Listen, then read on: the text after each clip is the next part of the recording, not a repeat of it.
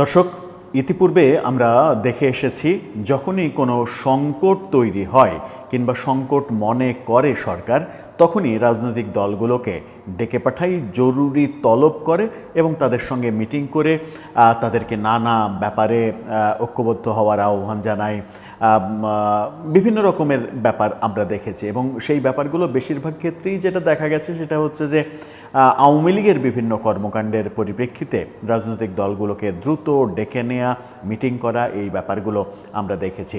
আজকেও রাজধানীতে আওয়ামী লীগের ব্যাপক ঝটিকা মিছিল এবং 131 জনের মতো পুলিশের তথ্যমতে গ্রেপ্তারের যে ঘটনা, এটা সম্ভবত দ্বিতীয় সবথেকে বড় গ্রেপ্তারের ঘটনা। এর আগে একই দিনে 244 জন গ্রেপ্তারের ঘটনা আমরা দেখেছিলাম গত মাসে। এবার একই দিনে 131 গ্রেপ্তার, তার মানে হচ্ছে যে এটার যে ব্যাপকতা ছিল সেটা বোঝাই যায়।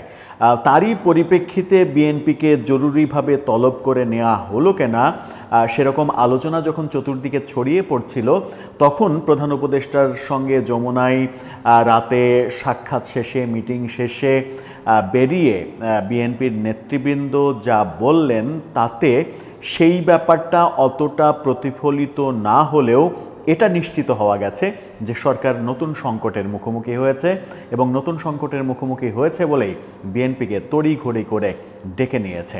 এবং শোনা যাচ্ছে যে কালকে জামাতের সঙ্গে সরকার মিটিং করবে। বিএনপির সঙ্গে যখন মিটিং হলো, বিএনপির নেতারা বেরিয়ে যেটা বললেন তাতে মনে হচ্ছে সরকার আদালতে চলমান যে রিটের ফয়সালা, তত্ত্বাবধায়ক সরকার ব্যবস্থা ফিরছে, এই ব্যাপারে যে ফয়সালা হতে চলেছে সেটা নিয়ে সরকার একটা সংকটের মধ্যে পড়েছে। বিভিন্ন আইনজীবী এরকমভাবে বলার চেষ্টা করেছেন কেউ কেউ যে তত্ত্বাবধায়ক সরকার ফিরলেও সেটা এখন কার্যকর হবে না, এই সরকারের আমলে কার্যকর হবে না, সেটা আগামীতে কার্যকর হবে। যেটা হাস্যকর মন্তব্য বলেই অনেকে বলছেন যে যেটা মানে সর্বোচ্চ আদালতের সর্বশেষ সিদ্ধান্ত, অর্থাৎ রিভিউয়ের পরের সিদ্ধান্ত, যে সিদ্ধান্ত আর চেঞ্জ হওয়ার কোনো সম্ভাবনা নেই, তার মানে হচ্ছে যে সেটা সংবিধানে প্রতিস্থাপিত হয়ে যাওয়া, ডে ওয়ান থেকেই সংবিধানে প্রতিস্থাপিত হয়ে যাওয়া। তো সেই মুহূর্তে যখন একটা নির্বাচন হতে চলেছে, তাহলে নিশ্চয়ই সেই নির্বাচনটা তত্ত্বাবধায়ক সরকারের অধীনেই হতে হবে, এর তো বিকল্প নেই। সংবিধানের বাইরে যাওয়ার কোনো অপশন নেই, যেহেতু এই সরকার সংবিধানের আলোকেই শপথ নিয়েছে। কিন্তু সংবিধানে অন্তর্বর্তী সরকার বলে কোনো বিধান নেই। তত্ত্বাবধায়ক সরকারে কি হবে, এটা হাইকোর্টের মানে সুপ্রিম কোর্টের সর্বোচ্চ আপিল বিভাগের রিভিউ শুনানির পরে আদেশ আসলে সরকার কি করবে সেই সিদ্ধান্ত নিয়েই মূলত বিএনপির সঙ্গে আলোচনা হয়েছে এবং বিএনপি কি সিদ্ধান্ত দিয়েছে সেটাও বিএনপি নেতারা জানিয়েছেন। কি বলল বিএনপি, কি তাদের অবস্থান, তাদের অবস্থানের বিপরীত অবস্থান জামাত এনসিপির হতে পারে কিনা, যদিও এনসিপির বিপরীত অবস্থান হওয়ার সম্ভাবনা খুব কম বলে মনে হচ্ছে। সেই আলোচনাই করব এই ভিডিওতে। থাকবেন পলিটিক্স টিভির নিয়মিত আয়োজনে।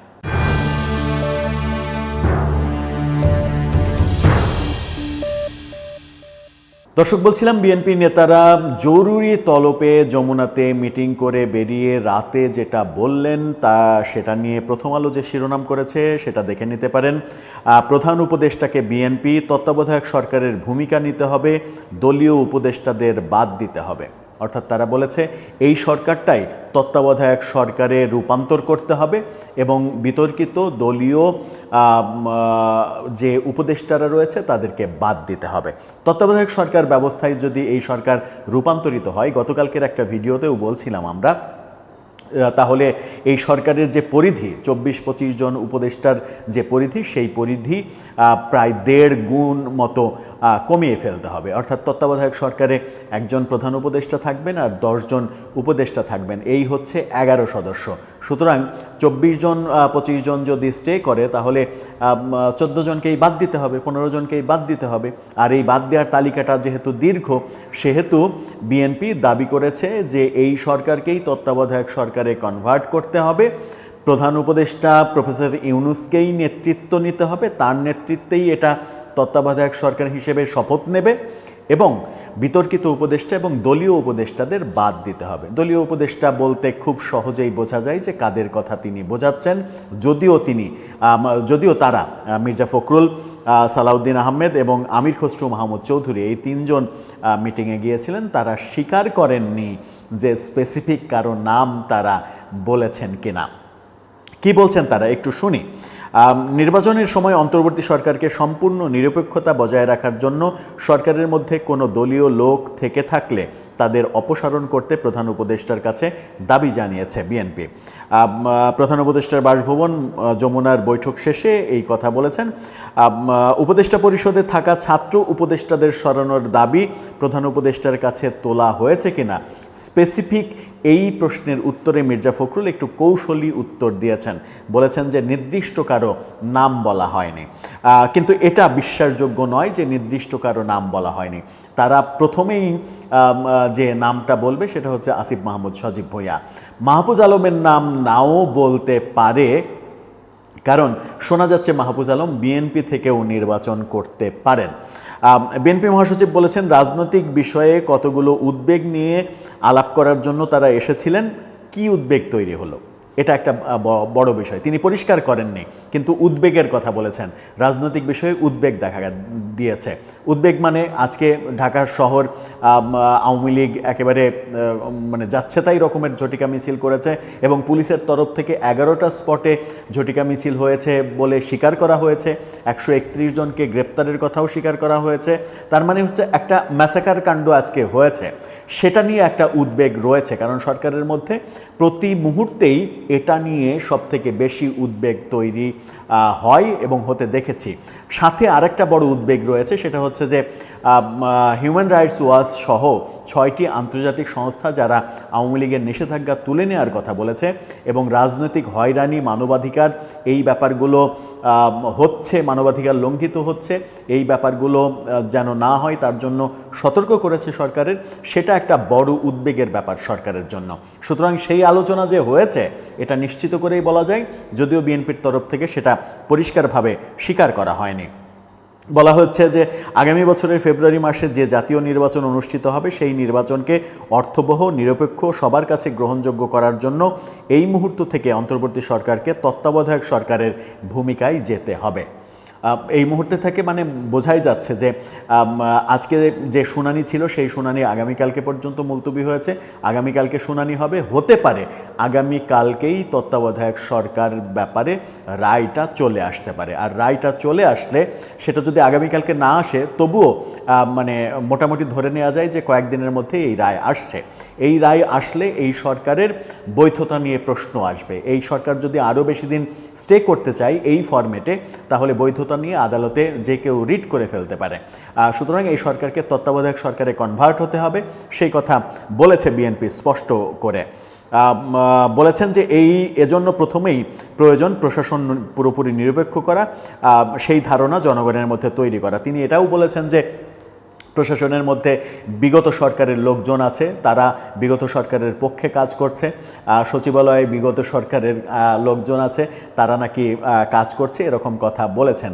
অপরদিকে যেটা হচ্ছে সেটা হচ্ছে যে জামাত অভিযোগ করছে প্রশাসনে ডিসি, এসপি এগুলো বিএনপির লোকজনকে নিয়োগ করা হচ্ছে। বিএনপি অভিযোগ করছে জামাতের লোকজনকে নিয়োগ করা হচ্ছে। উপদেষ্টা মাহফুজ আলম বলেছিলেন যে এই নিয়োগ নিয়ে দুই দলের মানে দলগুলোর মধ্যে, দুই দল বলেননি, দলগুলোর মধ্যে এক ধরনের কামড়াকামড়ি হয়েছিল, যেগুলো স্বীকার করেছেন তিনি।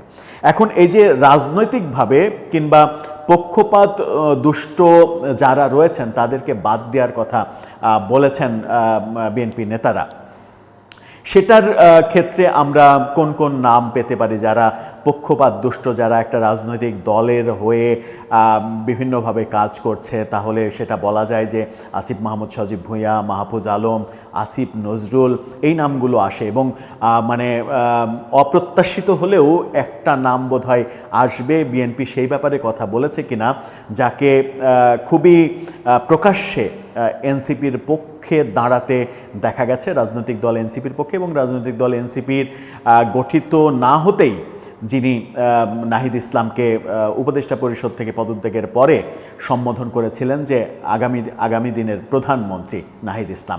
নাহিদ ইসলামকে প্রধানমন্ত্রী সম্বোধন করা, প্রধান উপদেষ্টার প্রেস সেক্রেটারির নিরপেক্ষতা নিয়েও কিন্তু প্রশ্ন রয়েছে। তিনি এনসিপির হয়ে বিভিন্নভাবে কাজ করছেন কিনা কিংবা ভূমিকা রাখছেন কিনা এই প্রশ্ন অনেক দিনের রয়েছে। সেই ক্ষেত্রে তার ব্যাপারেও বিএনপি আপত্তি জানালো কিনা স্পেসিফিক কোনো নাম নিয়ে যেহেতু আলোচনা হয়নি, সেহেতু আমরা ধরে নিতে পারি যে কিছুদিন আগে আসিফ মাহমুদ সজীব ভুঁইয়া সাক্ষাৎকারে যেটা বলেছিলেন যে নির্বাচনকালীন সরকারে আমি থাকবো না, আমি থাকছি না, অনেকেই থাকছে না, এই অনেকে থাকাটা তাদের না থাকাটা তাদের ইচ্ছাতে নাকি বাস্তবতাতে, এখন যেটা বোঝা যাচ্ছে যে বাস্তবতার প্রেক্ষিত বিবেচনায় নিয়েই তিনি সেই কথাটা বলেছিলেন। কারণ তত্ত্বাবধায়ক সরকার ফরম্যাটে আদতে এত বিশাল বহরের উপদেষ্টা পরিষদ এটা থাকার বাস্তবতা নেই। প্রধান উপদেষ্টার বিভিন্ন পর্যায়ের বিভিন্ন বিশেষ সহকারী নিয়োগ যাদেরকে দিয়ে রাখা হয়েছে তাদেরও আইনত থাকার বাস্তবতা নেই। কারণ তত্ত্বাবধায়ক সরকারের একমাত্র কাজ হচ্ছে নির্বাচন করা, এবং নির্বাচন করতে যাদেরকে লাগে তাদেরই রাখা, এটাই হচ্ছে তত্ত্বাবধায়ক সরকারের কাজ। দেখা যাক শেষ পর্যন্ত কি হচ্ছে। আবার বলে রাখা ভালো, কালকে জামাতের সঙ্গে বৈঠক করবেন প্রধান উপদেষ্টা, এটাও জানা গেছে আজকে গণমাধ্যমে। হয়তো কালকেই কিংবা পরশু তাদের বৈঠকের লিস্টে এনসিপিও আসবে।